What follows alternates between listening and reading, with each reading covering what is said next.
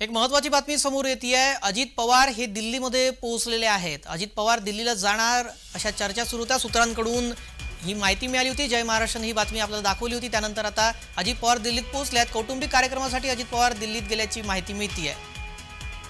अजित पवार हे दिल्लीत पोहोचलेले आहेत। कौटुंबिक कार्यक्रमासाठी पोहोचले अशी माहिती मिळते आहे। मात्र हा कार्यक्रम कौटुंबिक आहे की राजकीय भेटीगाठी देखील होणार आहेत तेही पाहावं लागणार आहे। मात्र अजित पवार सध्या दिल्लीमध्ये पोहोचलेले आहेत। सूत्रांची माहिती खरी ठरलेली आहे।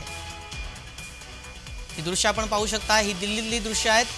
अजित पवार हे दिल्लीमध्ये पोहोचलेले आहेत। मात्र कारण सांगितलं जात आहे ते म्हणजे कौटुंबिक कार्यक्रम आहे, त्या कार्यक्रमासाठी पोहोचल्याचं सांगितलं जात आहे।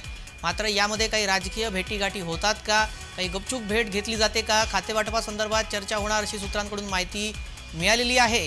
या संदर्भातली माहिती आम्ही आपल्याला काही वेळापूर्वीच दाखवली होती। त्यानंतर आता अजित पवार हे थेट दिल्लीत दाखल झाल्याची ही दृश्य आपण पाहू शकता।